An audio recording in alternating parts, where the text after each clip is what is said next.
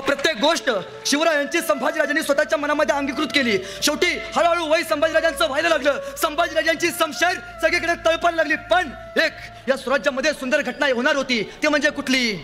6 जून अखंड हिंदुस्थानाची सुवर्ण सकाळ होती. कारण एक पोरगा, शेतकऱ्याचा पोरगा, एक सरदाराचा पोरगा या मातीमध्ये छत्रपती होणार होता. आणि झाला या म्लेच्छ पदशाहीमध्ये एक मराठा छत्रपती झाला. ही साधी गोष्ट झाली नाही. त्यावेळी बकरकरांनी लिहून ठेवलं. शिवाजी राजे शिवनेरीवरती जन्म घेतला, राजा रायगडावरती गेला. हा प्रवास सोपा नव्हता. या प्रवासात या माणसानं छत्रपती स्वराज्याला पद बहाल केलं. आणि महाराज 32 मनाच्या सोनेरी सिंहासनावरती बसले. पण त्यावेळी फक्त शिवाजी महाराज छत्रपती झाले नाहीत, त्यांच्याबरोबर त्यांचा मुलगा संभाजीराजे हे युवराज झाले. शिवाजीराजे फक्त छत्रपती झाले नाहीत, तर त्यांच्यासोबत त्यांचा मुलगा संभाजीराजे हे येत्या काळातले धाकले छत्रपती त्यावेळी झाले. ही गोष्टच तत्कालीन मंत्र्यांना आणि काही राजकीय लोकांना त्यावेळी आवडली नाही. आणि संभाजीराजे जसं दुसरे छत्रपती किंवा युवराज झाले, ही गोष्ट कळली तेव्हापासून संभाजीराजांवरती 3 वेळा विषप्रयोग केले गेले. शिवरायांचा राज्याभिषेकानंतर काही दिवसांनीच मासाहेब जिजाऊंचा मृत्यू झाला. जोपर्यंत जिजाऊ जिवंत होत्या तोपर्यंत उभ्या हयातीत संभाजीराजांवरती वाकड्या नजरेनं सुद्धा कोणी बघितलं नाही. पण जशी स्वराज्याची जननी जिजाऊ गेल्या तसं संभाजीराजांच्या वरती 3 वेळा विषप्रयोग झाले. पण राजा डगमगला नाही, राजा घाबरला नाही. राजा त्याच ताकदीने उभा राहिला आणि स्वराज्य मातीमध्ये उभा करायचा प्रयत्न करू लागला. काही दिवसांनी कोणी म्हणतं की 3 एप्रिलला महाराजांचं निधन झालं. त्यावेळी निधनावेळी संभाजीराजे उपस्थित नव्हते. राजाराम महाराजांचं लग्न झालं. मग राजाराम महाराजांच्या लग्नावेळी संभाजीराजे उपस्थित नव्हते. मग त्यावेळी संभाजीराजे कुठे होते? बरेच आरोप केले गेले. खरं तर ज्यावेळी शिवाजी महाराजांचं निधन झालं आणि त्याच्या अगोदर जेव्हा राजाराम महाराजांचं लग्न होतं त्यावेळी संभाजीराजे गोळकोंड्याच्या लढाईमध्ये होते. मग मला सांगा, गोळकोंड्यामध्ये आपण लढतोय, संभाजीराजांच्या जागी आपल्याला घ्या, आपण लढतोय आणि एखादा सरदार पळत आला तुम्हाला सांगितलं की भावाचं लगीन काढले, तलवार ठेवा, तांदूळ टाका आणि परत लढायला या, होतं का हो? धर्मयुद्ध असं सांगतं, त्याला नियम आहेत काहीतरी. धर्मयुद्ध असं सांगतं की ज्या दिवशी पोशाख घालून तुम्ही रणांगणावरती तलवार घेऊन उतराल त्या दिवशी घर दार सगळे सोयरे हे सगळे लांब ठेवायचे असतात आणि त्यावेळी या स्वराज्याचा रक्षक म्हणून लढायचं असतं. पण नाही हो, ही साधी गोष्ट आमच्या इतिहासकारांना कळली नाही. मग कोणी म्हणतं संभाजीराजांनी काही पत्र पाठवलेत, त्या पत्रात संभाजीराजांनी दारूची पिंप मागवलेत. अरे पण मागवलेली दारू हे प्यायची नव्हं, मागवलेली दारू हे तोफेला लागणारी दारू आहे.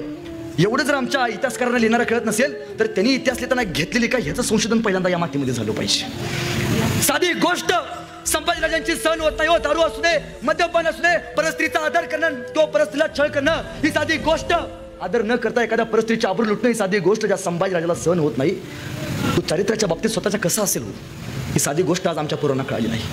शिवरायांचं निधन झालं त्यावेळी अनेक लोक म्हणतात की संभाजीराजांना त्यावेळी पन्हाळा किल्ल्यावरती आपल्या इथं कैद केलं होतं. उभ्या आयुष्यात संभाजीराजे कधीच कुठे कैदेत नव्हते. मग त्यावेळी कुठे होते? त्यावेळी लढाईत होते.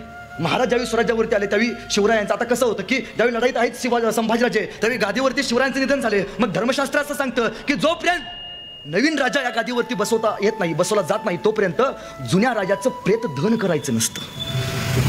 मग त्यावेळी काही लोकांच्या सांगण्यानं राजाराम महाराजांना गादीवरती बसवलं आणि शिवरायांना अंत्यविधी दिला. पण महाराज ज्यावेळी स्वराज्यावरती आले त्यावेळी कुटील या मंत्र्यांनी संभाजीराजांना काहीतरी डाव करायचं ठरवलं. संभाजीराजा आता स्वराज्यात आलेत म्हणजे ते परत येतील रायगडावरती आणि गादीवरती स्वतःच्या नावावरती करतील आणि या स्वराज्यावरती स्वतःचीच रियासत गाजवतील.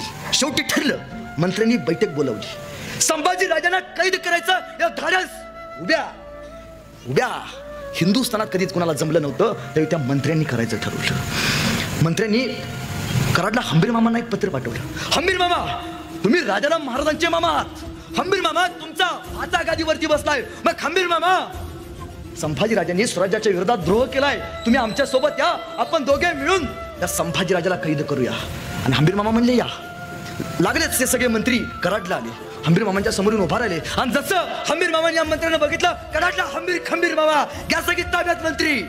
सगळे मंत्री ताब्यात घेण्यात आले आणि सगळे मंत्री वळत हंबीर मामांनी संभाजीराजांच्या समोर पणावरती येऊन टाकले आणि कराडले हंबीर मामा, अहो शंभूराजे, स्वराज्याच्या छत्रपती शिवाजी राजा जाऊन अजून 10 ते 12 दिवस झाले नाहीत तर त्यांच्या बारक्या पोराला संभाजीराजाला कैद करायला आले. घ्या ताब्यात. सगळे मंत्री ताब्यात घेण्यात आले. पण महाराजांचा मोठेपणा बघा. संभाजी महाराजांना वाटलं या मंत्र्यांनी शिवरायांच्या काळात महाराजांना खूप मदत केली, या मंत्र्यांना आपण एक संधी दिली पाहिजे. मंत्र्यांना शिवरायांनी संभाजीराजांनी पहिली संधी दिली.